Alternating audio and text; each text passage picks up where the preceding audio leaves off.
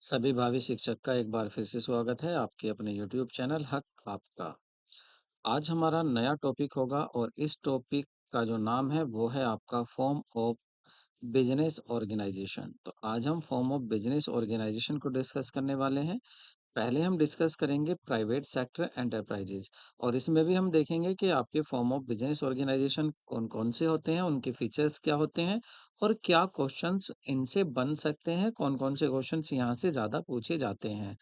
Course आपका देखिए accountancy की हमारी पूरी क्लासेस हो चुकी हैं और अब आपका चल रहा है फॉर्म ऑफ प्राइवेट सेक्टर। अगर आप चाहते हैं कि अकाउंटेंसी का एक रिवीजन वीडियो हो तो आप कमेंट में लिख सकते हैं। मैं एक आपके लिए वो भी रिवीजन वीडियो भी लेकर आऊँगा जिसमें आपका सब कुछ रिवाइज़ हो जाएगा अकाउंटेंसी का।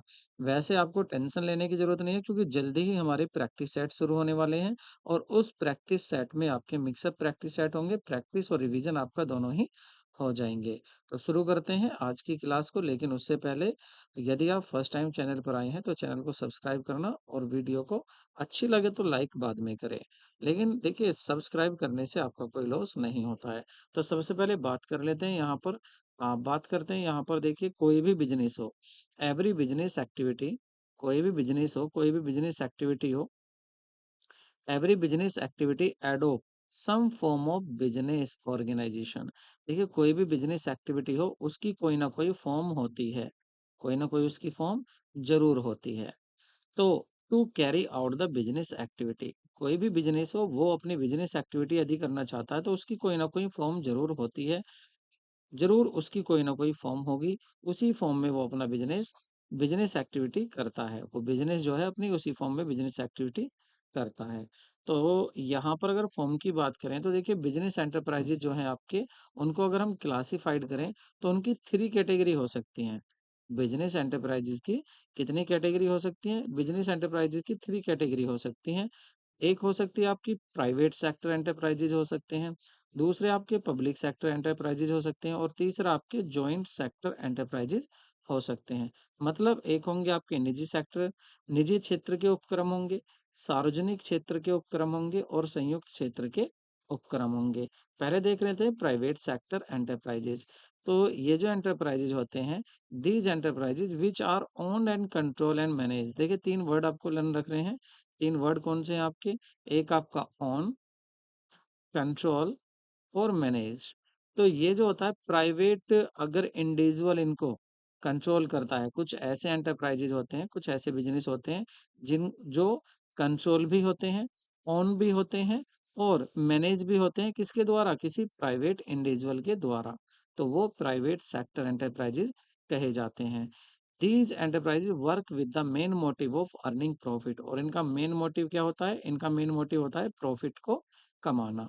तो ऐसे एंटरप्राइजेज जिसका प्रॉफिट कमाना उद्देश्य होता है और जो ओन किए जाते हैं, कंट्रोल किए जाते हैं और मैनेज किए जाते हैं किससे? प्राइवेट इंडिविजुअल से, उनको हम प्राइवेट सेक्टर के एंटरप्राइजेज कहते हैं।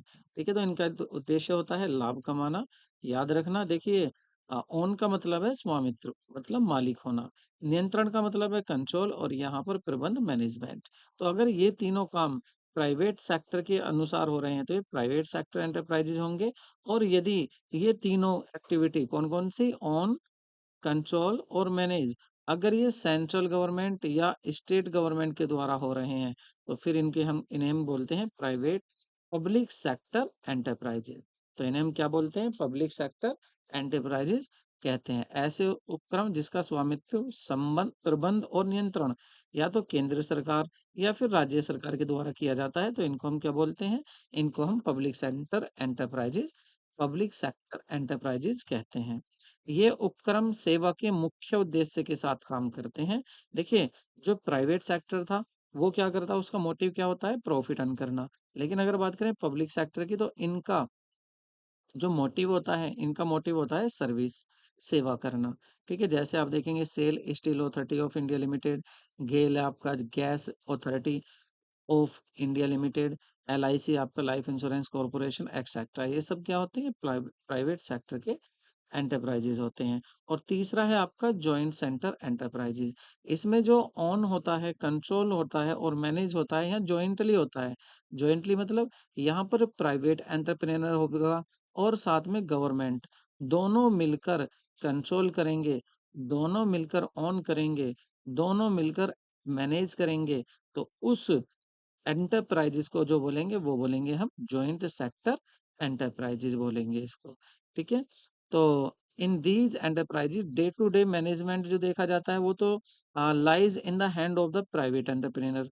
देखिए जो प्राइवेट एंटरप्रेन्योर होता है वो देखता है इनके डेली टू डेली का जो मैनेजमेंट है वो तो देखेगा प्राइवेट, लेकिन गवर्नमेंट इनको कंट्रोल करेगा, सुपरविजन करेगा bye its members in the board of director. जो बोर्ड ऑफ डायरेक्टर में इसके मेंबर्स हैं किसके, गवर्नमेंट के, वो क्या करेंगे, सुपरविजन करेंगे, कंट्रोल करेंगे। ठीक है। जैसे कोचीन रिफाइनरीज एक्सेट्रा। तो ये इसका एग्जांपल है। तो आप, आई होप आपको क्लियर होगा। देखिए अगर प्राइवेट सेक्टर की बात करें तो इसको कंट्रोल भी प्राइवेट सेक्टर एंटरप्राइजेस को कंट्रोल भी प्राइवेट इंडिविजुअल करेगा, कोई प्राइवेट व्यक्ति करेगा, कोई मतलब निजी उद्यमी करेंगे, और इसको मैनेज भी वही करेंगे। और अगर पब्लिक की बात करें, पब्लिक सेक्टर एंटरप्राइजेज की बात करें यहाँ पर, तो पब्लिक सेक्टर एंटरप्राइज में जो कंट्रोल करेगी वो गवर्नमेंट होगी, या तो सेंट्रल गवर्नमेंट होगी या स्टेट गवर्नमेंट होगी। जॉइंट में ये दोनों ही कंट्रोल करेंगे, दोनों ही ये ऑन करेंगे। किसमें, जॉइंट में। अगर जॉइंट की बात करें तो दोनों ही कंट्रोल करेंगे, दोनों ही ये ऑन करेंगे। ठीक है। तो ये हो गए हमारे तीन तरह के एंटरप्राइजेज हो सकते हैं। अब बात कर लेते हैं कि यहाँ पर जो आपके अगर प्राइवेट सेक्टर में बात करें, अब चलते हैं प्राइवेट सेक्टर में। और प्राइवेट सेक्टर में हम देखेंगे आखिर कौन कौन से बिजनेस एंटरप्राइजेज हो सकते हैं, उनके फंक्शंस क्या हैं। ठीक है। कौन कौन से वो कार्य करते हैं। तो यहाँ देखते हैं फॉर्म्स देखेंगे। तो प्राइवेट सेक्टर एंटरप्राइजेज की कौन कौन सी फॉर्म्स हो सकती हैं। देखिए सोल प्रोप्राइटरशिप हो सकती है, एकल स्वामित्व। दूसरा जॉइंट हिंदू फैमिली बिजनेस हो सकता है, मतलब संयुक्त हिंदू पारिवारिक व्यवसाय हो सकता है, या पार्टनरशिप हो सकती है, जैसे साझेदारी हो सकती है। कोऑपरेटिव सोसाइटी में हो सकता है प्राइवेट सेक्टर, मतलब सहकारी समिति। और लास्ट एंड फाइव होगा आपका कंपनी, मतलब कंपनी हो सकती है। तो ये सब क्या है, ये पांचों जो फॉर्म ऑफ बिजनेस ऑर्गेनाइजेशन है ये आपके प्राइवेट सेक्टर में होते हैं। किस में होते हैं, प्राइवेट सेक्टर में होते हैं। तो इसमें सबसे पहले क्या आता है, सबसे पहला आता है हमारा सोल प्रोप्राइटरशिप। ये दो वर्ड से मिलकर बना हुआ है। एक तरफ सोल होता है जिसका मीन्स होता है वन, अकेला। प्रोप्राइट प्रोप्रिएटर का मीन्स क्या होता है, प्रोप्रिएटर का मीन्स होता है ओनर। ठीक है। तो एक ओनर, जिसका एक ओनर होता है उसको बोलते हैं soul प्रोप्रिएटरशिप। One business owned, managed and controlled by a single individual is known as a sole proprietorship organization। मतलब ऐसा व्यवसाय, ऐसा बिजनेस जो एक अकेले व्यक्ति द्वारा स्वीकृत हो, प्रतिबंधित हो, नियंत्रित किया जाता हो, तो इसको एकल स्वामित्व संगठन के नाम से जाना जाता है। एक ऐसा पर्सन जो बिजनेस को कंट्रोल भी कर रहा है, मैनेज भी कर रहा है और साथ में ओन भी कर रहा है, स्वामित्व भी उसी का है। तो इस बिजनेस को हम कहेंगे सोल प्रोप्राइटरशिप। ठीक है। आगे बढ़ते हैं। देखिए सोल प्रोप्राइटरशिप के अब देख लेते हैं कि इसके फीचर्स क्या हैं, मतलब इसके गुण क्या हैं। क्योंकि आपसे पूछ लिए जाते हैं कि बताइए इसमें से कौन सा ऐसा गुण है जो सोल प्रोप्रिएटरशिप मतलब एकल स्वामित्व में नहीं होता है। आपको ये सभी पता होने चाहिए। जैसे सिंगल ओनरशिप, इसमें किसकी ओनरशिप होती है, सिंगल ओनरशिप होती है, मतलब जो मालिक है वो अकेला है, दूसरा उसमें कोई ओनर नहीं होता है। Formation and closure, formation and closure. Formation मतलब शुरू करना। अगर इसकी बात करें स्टार्ट की, शुरू करने की, तो देखिए जब आपको, तो इसकी जो फॉर्मेशन होती है इसमें कोई ज्यादा लीगल, इसमें लीगल नो लीगल फॉर्मेलिटीज, इसमें ज़्यादा फॉर्मेलिटीज करने की ज़रूरत नहीं होती है, ये आसानी से शुरू हो जाता है। तो इसमें लीगल फॉर्मेलिटी की ज़रूरत नहीं होती है, ये आसानी से शुरू हो जाता है। और इसको क्लोज अगर करना हो क्लोज भी बड़ी आसानी से हो जाता है। कुछ ही ऐसे फॉर्म ऑफ बिज़नेस ऑर्गेनाइज़ेशन है जिसमें लाइसेंस की ज़रूरत होती है। इसमें अदरवाइज़ लाइसेंस की भी ज़रूरत नहीं होती है। इसकी फॉर्मेशन क्या होती है? बहुत ही ईज़ी होती है। अगर लायबिलिटी की बात करें, दायित्व की बात करें, तो देखिए इसमें एक ही जब प्रोप्रिएटर होता है ना, तो पर्सनली क्या होता है, वो लायबल होता है जितना भी उसके नाम से कुछ भी लोन लिया जाता है या बिज़नेस होता है और वो बिज़नेस चलता है तो उसी के नाम से चलता है। तो यहाँ पर उसकी जो लायबिलिटी होती है वो कैसी होती हैं? अनलिमिटेड होती हैं। तो इसकी जो लायबिलिटी होती है वो कैसी होती है? अनलिमिटेड होती हैं। ठीक है? अनलिमिटेड का मतलब क्या होगा यहाँ पर? देखिए ये जो है अनलिमिटेड लायबिलिटी, अनलिमिटेड लायबिलिटी का मीन्स ये होगा, अगर इस बिजनेस को हम बंद करना लगे और यहाँ पर जो डेप्ट है वो डेप्ट इतना हो जाता है कि बिजनेस से पूरा नहीं होता है, तो डेप्ट खत्म करने के लिए, डेप्ट को पेमेंट करने के लिए उसकी पर्सनल एसेट है उनको भी सेल करना पड़ जाता है, उनको भी बेचना पड़ जाता है। जैसे कोई बिजनेसमैन बिजनेस कर रहा था, उसकी बैलेंस शीट में जितनी भी एसेट थी और लायबिलिटी थी, जितनी भी एसेट थी और लायबिलिटी थी, उनको एसेट को बेचकर भी लायबिलिटी पूरी नहीं हो पा रही है। तो जो इसकी पर्सनल एसेट है, यहाँ तक कि अगर प्रोप्रिएटर के नाम, जो एक अकेला मालिक है, उसके नाम जो एक घर भी होगा, उसको भी बेचकर इसी में लगाना पड़ जाता है, इस डेब्ट को उतारने में ही। आगे बढ़ते हैं, आगे है इसका sole risk bearing and profit recipients. देखिए, पूरा जो रिस्क होता है बिजनेस का, अकेला यही वहन करता है, दूसरा कोई इसकी हेल्प नहीं करता। और इसी तरह से जो प्रॉफिट भी मिलता है, प्रॉफिट भी टोटल इसी को मिलता है। कंट्रोल की बात अगर यहाँ पर करें, तो जो सोल ओनर होता है उसका फुल कंट्रोल होता है। कैसा होता है कंट्रोल? फुल कंट्रोल होता है, पूरी तरह से कंट्रोल वो ही करता है, दूसरा और कंट्रोल नहीं करता। नो सेपरेट लीगल एंटिटी, यहाँ पर अलग एंटिटी, अलग कोई ये कानूनी इकाई नहीं होता। मतलब बिजनेस और बिजनेसमैन, अगर बिजनेसमैन ही खत्म हो जाता है तो यहाँ पर बिजनेस भी खत्म हो जाता है। इसमें कोई सेपरेट लीगल एंटिटी नहीं होती। लैक ऑफ बिजनेस कंटिन्यूटी, और बिजनेस की कंटिन्यूटी की भी लैक होती है, कमी होती है। क्यों होती है भाई? देखिए, आप बिजनेस चला रहे हैं तो यहाँ पर ओनर जो है एक सिंगल पर्सन ही है। बाई चांस अगर उसकी डेथ हो जाती है या वो इंसॉल्वेंसी हो जाती है या इनकैपेबल हो जाता है वो, तो इस केस में क्या होगा? डायरेक्ट आपका बिज़नेस अफ़ेक्ट हो जाएगा, डायरेक्ट आपका बिज़नेस बंद हो जाएगा। तो इसलिए यहाँ पर बिज़नेस डायरेक्ट इफ़ेक्ट होता है। आगे बढ़ते हैं, देखिए ये मैंने इसको ग्राफ में भी बताया है, आप यहाँ भी देख सकते हैं। ये यहाँ पर आप देखेंगे तो फीचर इसके यहाँ मिल जाएँगे, ठीक है? Single ownership, unlimited liability, one man control होता है, लैक ऑफ, तो आप ग्राफ से भी इसको देख सकते हैं। आगे बढ़ते हैं और यहाँ पर देख लेते हैं इसकी आखिर मेरिट क्या है, इसके फ़ायदे क्या हैं? तो देखिए सबसे पहला फ़ायदा इसका ये है कि यहाँ पर क्विक डिसीज़न होता है। अकेला पर्सन होता है जिसको डिसीज़न लेना है, किसी से डिस्कस नहीं करना, तो यहाँ पर डिसीज़न लेना बहुत आसान और जल्दी होता है।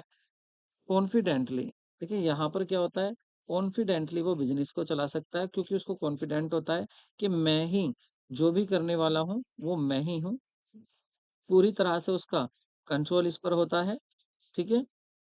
पूरी तरह से इसमें क्या है कि जो सीक्रेसी होती है, यहाँ पर क्या है कि उसको अपनी पर्सनल इंफॉर्मेशन, बिज़नेस की इंफॉर्मेशन ना ही शो करनी कंपल्सरी होती है। मतलब नो लीगल कंपल्जन, कंपल्जन, उसकी कोई लीगल कंपल्जन नहीं होती है, कोई लीगल कानूनी मजबूरी नहीं होती है कि उसको अपने जो बिज़नेस की सीक्रेट्स हैं या बिज़नेस की बातें उनको पब्लिश ही करना है। ऐसा कोई कंपल्जन नहीं होती, उसको ज़रूरत नहीं होती कि वो अपने बिज़नेस की बातें किसी दूसरे से करे। इसका मतलब यहाँ पर क्या रहता है, फुल कॉन्फिडेंस लगता है, मतलब कॉन्फिडेंटलिटी होती है यहाँ पर, मतलब गोपनीयता होती है। डेंटिलिटी होती है यहाँ पर, गोपनीयता होती है। मतलब उसको अपने बिज़नेस के सीक्रेट बताने के लिए कानून से कोई मजबूर नहीं किया जाता है। वो अपने बिज़नेस के सीक्रेट डिस्कस नहीं करता है, पब्लिश नहीं करता है।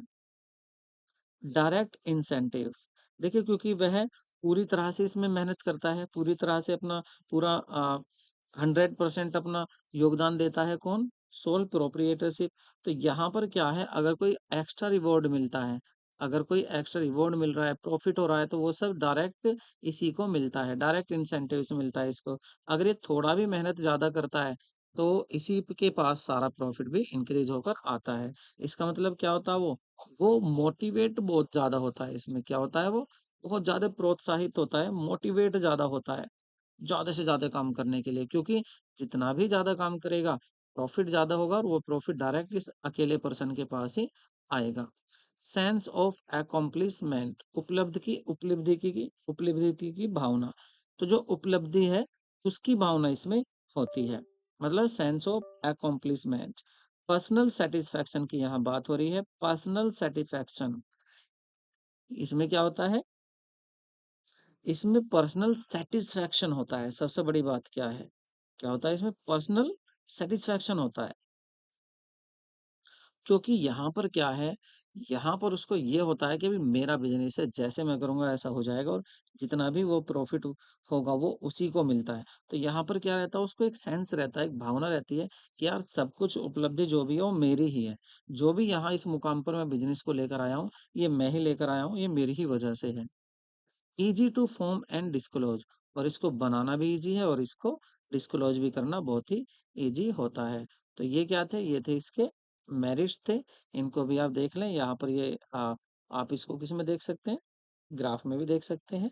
और अब बात कर लेते हैं एकल स्वामित्व वाली फर्म की नुकसान और हानियां। कहा जाता ना कि कोई भी चीज है उसकी फायदे हैं तो नुकसान भी होंगे। सीमित संसाधन, देखिए एक अकेला अकेला ही फंड लगाएगा तो वो कम होगा, और अगर सब मिलकर फंड लगाएंगे तो वो ज्यादा होगा। तो यहाँ पर रिसोर्सेज जो होते हैं वो कैसे होते हैं, लिमिटेड हो जाते हैं। Limited life of business, business की लाइफ भी क्या होती है, लिमिटेड। मतलब अगर सोल प्रोप्रिएटर है तो बिजनेस चलेगा, और यदि वो नहीं है तो बिजनेस नहीं चलेगा। ठीक है। अनलिमिटेड लाइबिलिटी, उसकी लाइबिलिटी भी कैसी होती है, असीमित होती है, अनलिमिटेड होती है। लिमिटेड मैनेजरल स्किल, सीमित प्रबंधकीय कौशल। देखिए यहाँ पर क्या होता है, सीमित, अकेला आदमी जो है, क्या वो एक अकेला मैनेजर भी हो सकता है, एक अकेला ओनर भी हो सकता है, सारे काम क्या एक पर्सन में ही हो सकते हैं। अगर अलग से कोई मैनेजर होता तो और भी अच्छा होता, लेकिन यहाँ पर मैनेजरल जो स्किल है वो लिमिटेड रह जाती है। वो जरूरी नहीं कि एक जो ओनर है वो अच्छा मैनेजर भी हो, ऐसा कोई पक्का नहीं होता कि जो एक अच्छा ओनर है वो एक अच्छा मैनेजर भी होगा। ठीक है, तो ये थी इसकी डिमेरिट्स। आगे बढ़ते हैं और अब चलते हैं अपने पार्टनरशिप की तरफ। साझेदारी को देख लेते हैं यहाँ पर। देखिए साझेदारी क्या है, साझेदारी की अगर बात करें तो जो कमियां, अगर आप partnership is a popular form of the business for small scale and medium scale. अगर आप अपना बिजनेस स्मॉल स्केल पर करना चाह रहे हैं, मीडियम स्केल पर करना चाह रहे हैं, तो उसके लिए पार्टनरशिप उपयुक्त होती है। ठीक है। जो 1% की कमियां थी उसको यहाँ पर दूर कर दिया जाता है। जो एक ही अकेला पर्सन था, वो बिजनेस चला रहा था, उसकी यहाँ पर वो दूर कमी हो जाती है। तो पार्टनरशिप को देख लेते हैं, आखिर इसका मीन्स क्या होता है। तो देखिए partnership is association of two or more persons. Partnership क्या है, दो और दो से अधिक पर्सन का एक एसोसिएशन है। Who agree to jointly pursue a business activity, जो एग्री हुए हैं किसी बिजनेस को चलाने के लिए। The pool their managerial and financial resources for the purpose. तो जितने भी उनके रिसोर्सेज होते हैं उनको वो इकट्ठा करते हैं बिजनेस चलाने के लिए। अच्छा, अगर इंडियन पार्टनरशिप की बात करें तो उसने क्या कहा है, उसने कहा है कि जो पार्टनरशिप होती है, अगर उसकी बात करें, द इंडियन पार्टनरशिप एक्ट की बात करें, तो ये क्या कहता है, पार्टनरशिप क्या होता है, एक रिलेशनशिप होती है between two or more persons. Partnership क्या है, एक रिश्ता है, एक रिलेशनशिप है दो और दो से ज्यादा पर्सन्स के बीच, जो एग्री हुए हैं प्रॉफिट बांटने के लिए किसी बिजनेस का। और वो बिजनेस, या उसको बिजनेस वो बिजनेस सभी मिलकर चलाएंगे या फिर उनमें से कोई एक चलाएगा, लेकिन काम सभी के लिए होगा। बेशक बिजनेस एक चला रहा है, लेकिन काम किसके लिए होगा, वो काम सभी के लिए होगा। जैसे ए बी सी पार्टनर्स हैं, और सारा काम जो देखता है वो बी ही देखता है, कोई भी नहीं, कोई बात नहीं। ये काम फिर भी किसके लिए हो रहा है, ए बी और सी तीनों के लिए ये काम हो रहा है। तो इंडियन पार्टनरशिप एक्ट 1932 ये ये क्या है, ये डेफिनेशन देता है, इसको आप याद रखें अच्छे से। आगे एलन हैने की डेफिनेशन है, एंड देन देखते हैं कि जो पार्टनरशिप है, देखिए वैसे तो फॉर्म ऑफ बिजनेस ऑर्गेनाइजेशन की अगर मैं बात करूं तो हमने शुरू में ही आपको बताया था, जो हमारी फॉर्म ऑफ बिजनेस ऑर्गेनाइजेशन है वो कौन कौन कौन सी थी। मैंने ये 5 नाम बताए थे आपको, कौन कौन से बताए थे, 5 नाम बताए थे। इसमें हिंदू अनडिवाइडेड फैमिली बिजनेस नहीं है, और ना ही आपका इसमें, ठीक है, तो ना ही इसमें आपका ना ही जॉइंट हिंदू फैमिली बिजनेस है, और ना ही आपका इसमें कोऑपरेटिव सोसाइटी है। ठीक है, ये सभी टॉपिक नहीं है, तो जो टॉपिक है हम बस उन्हीं को डिस्कस करेंगे। जैसे हमने सोल प्रोप्राइटरशिप किया, और उसके बाद सीधे कहाँ पहुंच गए हम, पार्टनरशिप पर पहुंच गए। तो आप ये ना सोचें कि joint Hindu undivided family business क्यों नहीं पढ़ाया है, क्योंकि वो सिलेबस में आपके नहीं है। तो फीचर ऑफ पार्टनरशिप की अगर बात करेंगे, पार्टनरशिप के फीचर्स क्या होते हैं, तो देखिए फॉर्मेशन की बात करें, अगर बात कर लेते हैं यहाँ फॉर्मेशन की, तो तभी इसका फॉर्मेशन जो होता है, इसका फॉर्मेशन इन कम से कम मिनिमम मिनिमम 2 मेंबर होने चाहिए, और मैक्सिमम मैक्सिमम 50 मेंबर्स होने चाहिए, तभी आप इसका फॉर्मेशन कर सकते हैं। ठीक है, तो इसका फॉर्मेशन कब करेंगे आप पार्टनरशिप का फॉर्मेशन, यदि आप, और दूसरी बात और भी है, दूसरी बात क्या है कि देखिए Indian partnership act 1932, Indian partnership act जो अभी आपने देखा था, ये इसको क्या करता है, लीगल एग्रीमेंट इसी के द्वारा इसके होते हैं। देखिए जरूरी नहीं होता है, कंपलसरी नहीं होता कि आप पार्टनरशिप को रजिस्टर्ड ही कराओ, बिना रजिस्टर्ड के भी पार्टनरशिप कर सकते हो, कोई कंपल्जन नहीं है। लेकिन रजिस्ट्रेशन कराना अच्छा माना जाता है, क्योंकि उससे क्या होगा कि आपका अगर बाय चांस कोई डिस्प्यूट होता है तो वहां पर कोर्ट में ये फिर वैलिड वैलिड हो जाती है। तो यहाँ पर अगर लाइबिलिटी की बात करें कि लाइबिलिटी कैसी होती है, तो देखिए यहाँ पर अगर बात करते हैं, ऑल मेंबर्स की जो लाइबिलिटी होती है, जो ऑल की लाइबिलिटी होती है वो कैसी होती है, अनलिमिटेड लाइबिलिटी होती है। कैसी होती है, अनलिमिटेड लाइबिलिटी होती है सभी पार्टनर्स की, मतलब उनकी पर्सनल एसेट भी फर्म का डेप्ट में यूज की जा सकती है। रिस्क बियरिंग, जो भी रिस्क होता है सभी पार्टनर्स मिलकर उसको वहन करते हैं। डिसीजन मेकिंग, डिसीजन जो मेकिंग किया जाता है, तो यहाँ पर सभी पार्टनर वोटिंग करते हैं, मतलब वन पार्टनर, यहाँ कहा जाता है कि वन पार्टनर वन वोट, मतलब सभी पार्टनर यहाँ पर वोट करते हैं, तब डिसीजन लिया जाता है। कंटिन्यूटी होती है, देखिए अगर आपके पार्टनर 3 पार्टनर हैं या 4 पार्टनर, उसमें से एक की डेथ हो जाती है, तो बाकी 3 पार्टनरशिप को चला सकते हैं। नंबर ऑफ पार्टनर्स, देखिए नंबर ऑफ पार्टनर मैंने आपको बता दिया था कि कम से कम 2 होते हैं, और मैक्सिमम आपके 50 मेंबर्स हो सकते हैं। म्यूचुअल एजेंसी रिलेशनशिप, देखिए जो पार्टनर्स होते हैं उनके बीच में कैसी होती है, म्यूचुअल रिलेशनशिप होती है। मतलब अगर दो पार्टनर है तो वो एक दूसरे के लिए प्रिंसिपल का भी काम करेंगे, और एक दूसरे के लिए वो एजेंट का भी काम करेंगे। ठीक है, अगर ए ऑर्डर लेने दिल्ली जाता है, मीटिंग करता है, ऑर्डर लाता है, तो वो किसके लिए काम कर रहा है, वो बी के लिए भी काम कर रहा है। और कैसे काम हुआ बी के लिए, जैसे कि बी का ये एजेंट हो, और 20 पर सुपरविजन करता है, तो 20 का ध्यान रख रहा है जैसे ये इसका हेड हो। तो यहाँ पर कैसा रिलेशन होता है इसमें, इनमें होता है म्यूचुअल एजेंसी, मतलब एजेंट और प्रिंसिपल का यहाँ पर क्या होता है, रिलेशन होता है इनमें। ठीक है, आगे बढ़ते हैं और अब देखते हैं इसकी मेरिट्स क्या है। तो इसको फॉर्म करना बहुत ही आसान है, कोई लीगल फॉर्मेलिटी आपको नहीं करना। डिसीजन मेकिंग इसमें बैलेंस रहता है, क्योंकि मिलजुल कर सभी डिसीजन लेते हैं। लार्ज फाइनेंशियल रिसोर्सेज होता है हो जाते हैं, क्योंकि देखिए सोल प्रोप्राइटरशिप में तो एक अकेला पैसा लगाता था बिजनेस में, यहाँ पर क्या है, मैक्सिमम 50 लोग पैसा लगा रहे हैं, पैसा ज्यादा लगेगा। रिस्क भी क्या होगा, यहाँ पर रिस्क सभी मिलकर बांट लेंगे। सीक्रेसी रहती है, क्योंकि पार्टनरशिप को कंपल्जन नहीं होती है, कंपलसरी नहीं होते कि अपने आप पब्लिश करे। देखिए जो इसके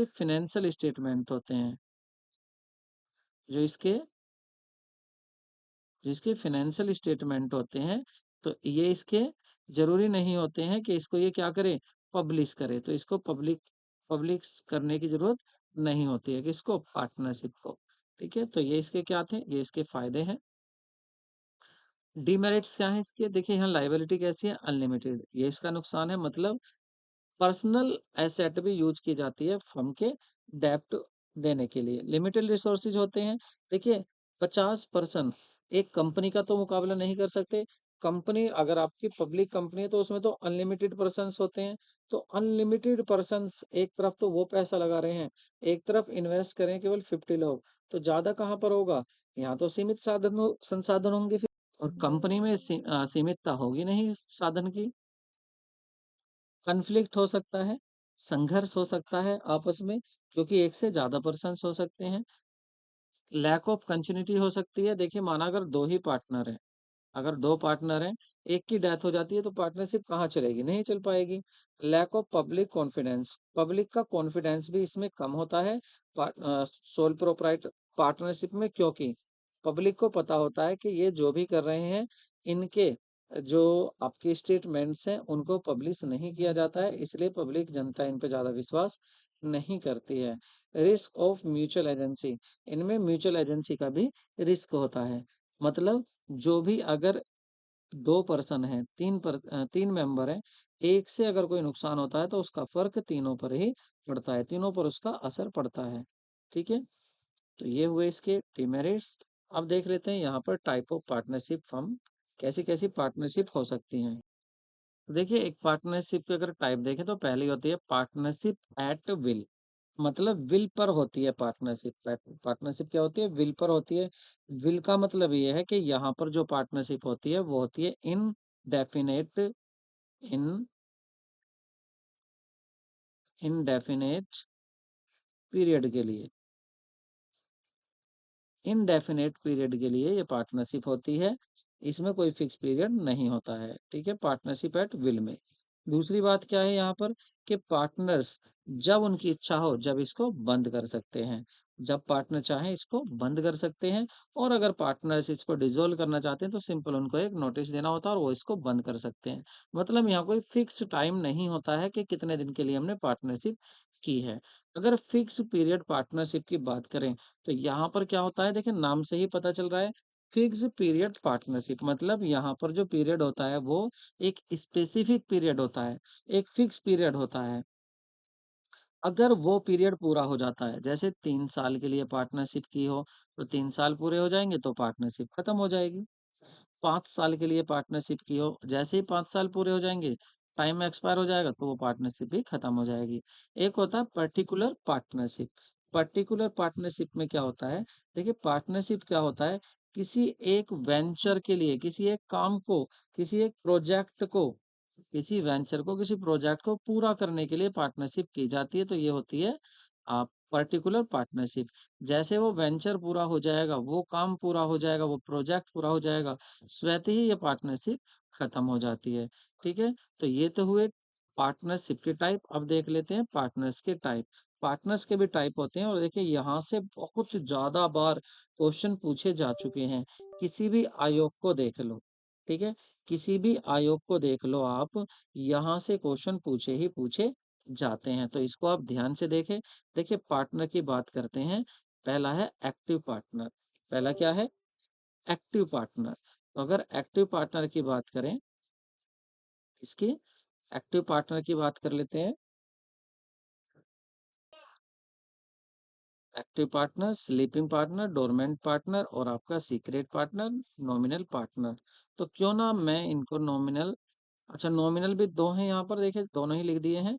नॉमिनल भी दो हैं आपका, नॉमिनल बाय स्टॉपल और nominal by holding out.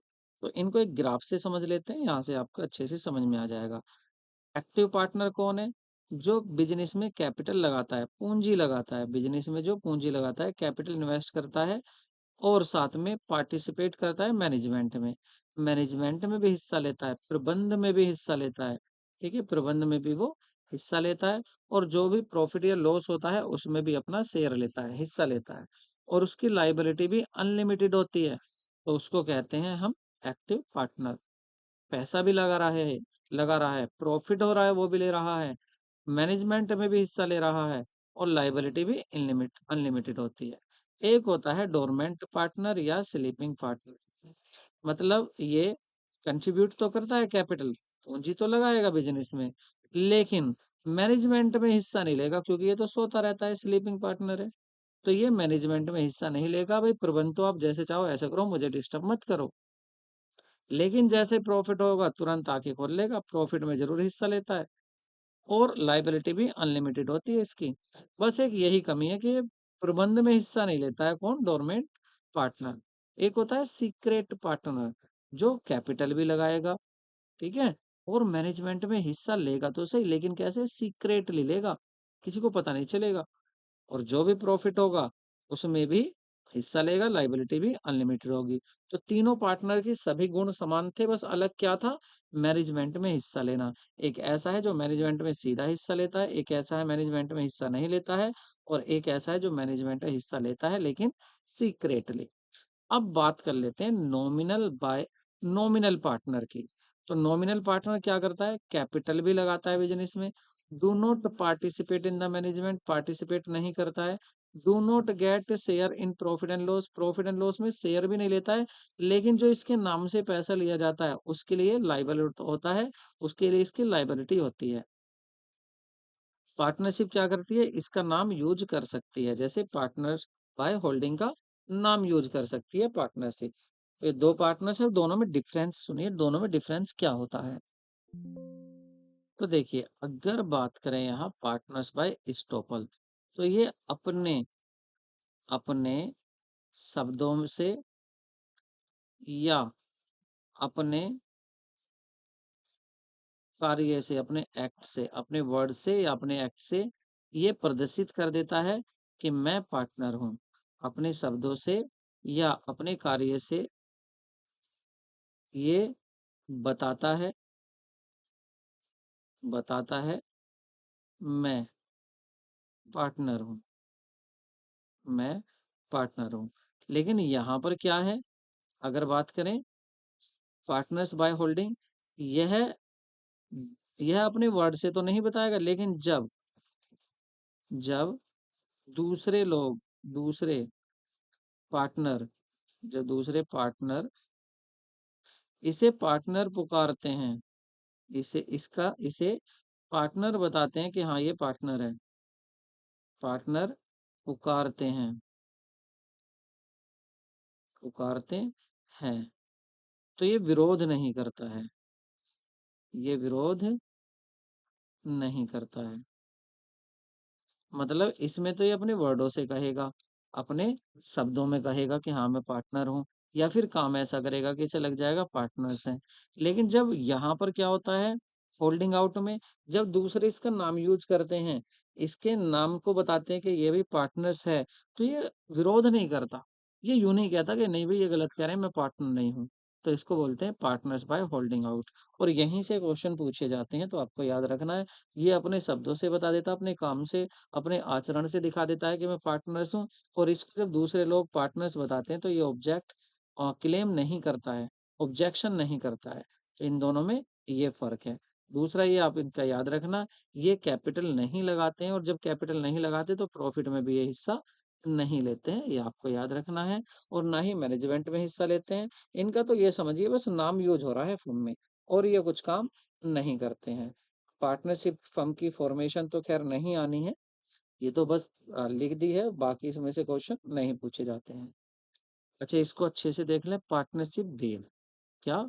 Partnership deal, साझेदारी संलेख, ये क्या होता है? ये एक रिटर्न एग्रीमेंट होता है। क्या होता है ये? पार्टनर्स के बीच में रिटर्न एग्रीमेंट होता है। This is a document containing the terms and condition of the partnership agreement. Partnership agreement की जितनी भी टर्म्स होती हैं, कंडीशंस होती हैं, वो इसमें होती हैं, किसमें? पार्टनरशिप डीड में। ठीक है। It is stamp paper on which rules, regulations and terms and conditions of the partnership are written. Total सारी चीजें, ये क्या टर्म्स रहेंगी, क्या शर्तें रहेंगी, क्या रूल होंगे, क्या नियम होंगे, क्या कायदे कानून होंगे, वो सब इसमें लिखे हुए होते हैं। It contain the right and duties of the partnership firm. Partnership firm की ड्यूटीज क्या होंगी, पार्टनर्स के राइट्स क्या होंगे, वो सारे इसमें लिखे होते हैं। Common content of partnership deed are. अब इसके अंदर क्या क्या हो सकते हैं, ये देखिए। देखिए, name of the partnership firm हो सकता है, पार्टनरशिप फर्म का नाम हो सकता है। पार्टनरशिप फर्म का हो नहीं सकता, होता है। पार्टनरशिप फर्म का नाम होता है इसमें। इसमें नेम्स एंड एड्रेस होते हैं पार्टनर्स के, कि पार्टनर्स के नेम क्या है, एड्रेस क्या है। इसमें नेचर ऑफ बिजनेस होता है, जिसके लिए चलाए जाने वाले व्यवसाय का या फर्म की प्रकृति भी इसमें होती है, किसमें, पार्टनरशिप डीड में। प्लेस बिजनेस एड्रेस होता है इसमें, कि ऑफिस आपका कहाँ होगा, उसका स्थान उसका एड्रेस होता है। कैपिटल कंट्रीब्यूशन कंट्रीब्यूशन हर पार्टनर के द्वारा कितना है, वो इसमें बताया जाता है। प्रॉफिट शेयरिंग रेशो, प्रॉफिट कैसे बांटेंगे, वो भी इसमें लिखा होता है। और व्यवसाय के प्रबंध के लिए साझेदारों के अधिकार और कर्तव्य क्या होंगे, जो साझेदार हैं, पार्टनर्स हैं, उनके क्या राइट्स होंगे, क्या उनकी ड्यूटीज होंगी, वो भी इसमें डिफाइन होती हैं। Mode of maintaining accounts, accounts को बनाने की कौन सी पद्धति हम यूज करेंगे, वो भी इसमें लिखा होता है। Rate of interest payable to the partners, उनकी कैपिटल पर कितना इंटरेस्ट देना है, वो भी इसमें लिखा होता है। और इसमें ही होता है आपका rate of interest to be paid by the partner, amount withdrawal by them. अगर वो विड्रॉल करते हैं अपने पर्सनल यूज के लिए, बिजनेस से पैसा लेके जाते हैं, तो उनको क्या इंटरेस्ट देना पड़ेगा, मतलब ड्राइंग पर इंटरेस्ट क्या होगा, वो भी यहाँ पर लिखा होता है। द अमाउंट सैलरी, पार्टनर्स को सैलरी है या और कोई रिम्यूनरेशन है, वो देना है या नहीं देना है, कितना देना है, वो भी यहाँ पर लिखा होता है। Provision regarding retirement and dissolution, अगर आपको पार्टनरशिप से जाना है, पार्टनरशिप से रिटायरमेंट लेना है या पार्टनरशिप को डिसोल्व करना है, बंद करना है, तो वो सारी शर्तें इसमें लिखी होती है, किस तरह से आप बंद कर सकते हैं। साथ ही मेथड होता है सोल्विंग ऑफ डिस्प्यूट, अगर कोई विवाद होता है तो उसका निपटारा कैसे होगा, उसकी निपटारा करने की विधि क्या होगी, वो भी पार्टनरशिप डीड में लिखी होती है। Whether interest is payable on loan, अगर पार्टनर्स लोन देता है फर्म को, तो तो कितना इंटरेस्ट दिया जाएगा, कितना इंटरेस्ट पे दिया जाएगा, वो भी इसमें लिखा होता है। तो ये होती है आपकी पार्टनरशिप डीड। देखिए यहाँ पार्टनरशिप डीड क्या है, उसमें क्या चीजें होती हैं, वो सब यहाँ पर हो चुका है। तो आई होप आपको आज की क्लास अच्छी लगी होगी, और आज की क्लास को यहीं रोक देते हैं, क्योंकि देखिए इस टॉपिक को कल हम फिनिश करेंगे। कल इसके हम क्वेश्चंस भी देखेंगे। टॉपिक थोड़ा सा ये लंबा है, लेकिन आपने देखा होगा कितना सारा वर्क कार्य केवल 36 मिनट में हो गया है। मैंने आपसे कहा था जो थियोरटिकल हमारी क्लासेस होंगी उसमें ज्यादा टाइम नहीं लगता, जो आपका प्रैक्टिकल प्रॉब्लम्स हैं उनमें टाइम लगता है, ठीक है, उनमें सीखने में टाइम लगता है, बाकी टाइम नहीं लगता है। तो वीडियो को लाइक करें और जाने से पहले चैनल को सब्सक्राइब करें। मिलते हैं नेक्स्ट नेक्स्ट टॉपिक के साथ और नेक्स्ट वीडियो में। Take care, bye bye.